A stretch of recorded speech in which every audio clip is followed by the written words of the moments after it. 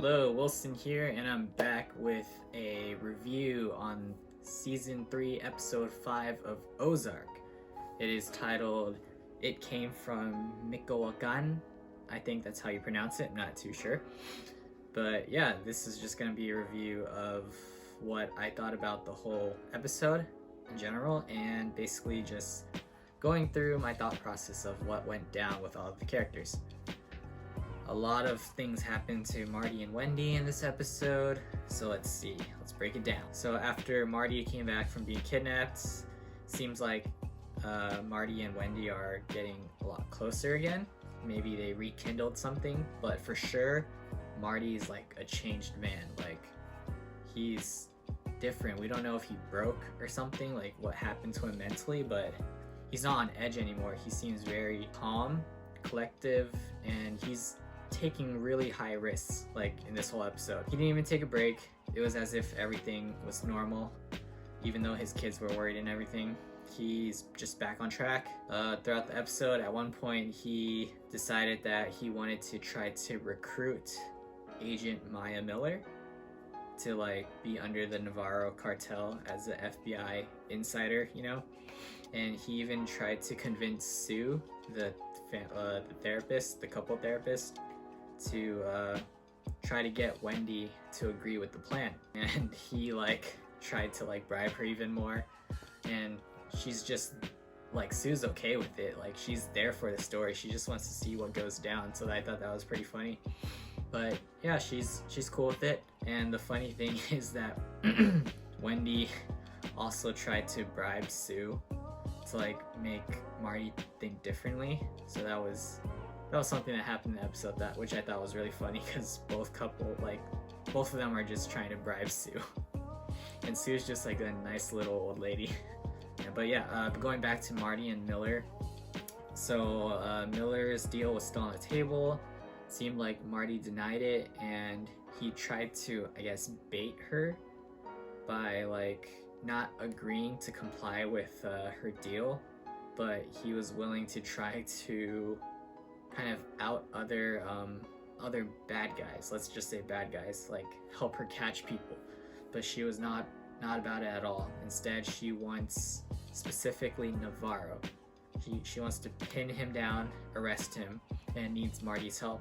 So she just didn't fall for the bait. She didn't even give a crap. Turns out Wendy did some digging on Miller and found out that she's been in that background because her father was also like a bad person. Basically saying that she was exposed at a young age, and now she's dedicated her life to take down criminals like Navarro and her own father.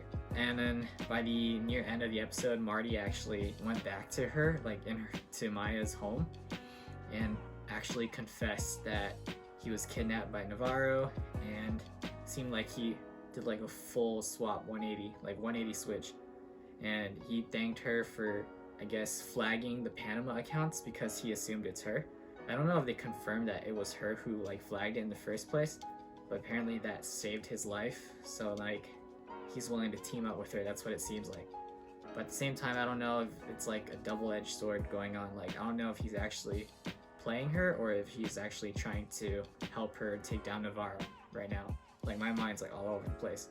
But Marty's mind is also all over the place, because this guy's like coming back. He ordered like the arcade game he used to play as a kid at the hospital, and he's just like playing it the whole time. Going into the perspective of Wendy now, starts off with her basically talking to Navarro and trying to figure out what's next. Navarro wanted her to go to a horse farm in Kentucky and to just buy out the farm with Marty, of course. She wondered why he let Marty go, and Navarro said that Marty's just like him. They're both winners. Wendy went with Marty, and they actually sealed the deal. They got it. They bought the horse farm and everything, which later turned out that it was a play. Yeah, it was a play from Navarro, in a sense that he wanted to basically get his rival's horse, and like he literally got his men to cut the balls off of the horse. I guess this was his rival's racehorse or something. His rival's name is Castel Lagunas, Helen knows the name, and yeah, he basically is in a war with Castel Lagunas, you know, Navarro Lagunas, drug cartel leaders. He basically found out that his horse was in Kentucky, and then he bought the place and cut his balls off and screwed him over. So Wendy felt like she was played in that aspect by Navarro, and so she even tries calling Navarro out on it, his BS, and he was not having it at all. He like blew up on her, and then he was just like, don't you ever do that again, like that crossed the line. And he even told Wendy straight up, I own you. And that is so effed up. Their life is at risk if they piss off Navarro, and that's what happened. And another thing with Wendy that went on was her court case against Darlene. She wanted to get Ezekiel back, but that backfired because Wyatt was there and he defended Darlene. He said Darlene's like a stable, good mother. Even lied and said Wendy threw like the first punch, and said that, and used the pass against Wendy, saying that she threw a possum at his house, his home. And yeah, that turned the case against Wendy, and there you go, Darlene won with Ezekiel. She's happy with Wyatt. So a little bit more about Wendy is that she totally knows Marty's off his game. He's being super supportive. He's becoming very unpredictable. He's playing games a lot. She's just scared that being in Mexico changed him, but I guess she doesn't know what his ideas are right now, especially with Agent Miller. She thinks that Marty's trying to convert her to join Navarro's cartel, but we'll see more into it later. Moving on to Darlene and Wyatt, as mentioned. After Wyatt lied and basically said Darlene's a good mother and everything, Darlene really appreciated it, and they basically hooked up, and they seem like they're a new family now. That was like, whoa, like, dude, man, Darlene went from inviting this guy to do yard work, let him live there, washed his hair, had him as a witness, and freaking made love to her, and now she wants to have like a poppy farm, start back that drug heroin business, you know, with Wyatt. Moving on to Ruth. Ruth is just trying to push Ben away in this episode, but Ben's not having it. He's just there to support her. Ruth was happy to see Marty back, so I thought that was cool. She even gave him a hug. Ruth also tells Frank Jr. to basically stop loan sharking and to F off. It was pretty funny how Frank Jr. was like parking in a handicap spot and she told him off, and even got Ben to Ben decided to help her and like basically shat on Frank Jr.'s car by putting bird food on it, and all the birds like just went there and started crapping all over the place on the car while they were just enjoying their French toast sticks. So yeah, it seems like Ben and Ruth are picking up on like some sort of relationship, even though it may seem odd. But yeah, they're both cool characters in my head. At one point, Tommy kidnapped Ruth, but that was just so random. Like, I guess Tommy's just trying to help the FBI, you know? And speaking about Tommy a little bit, seems like he found out that Helen is Aaron's mother, and I guess he's trying to play Aaron or something. Aaron's like totally in love with him, so that's hella weird. But Charlotte's there to back her up.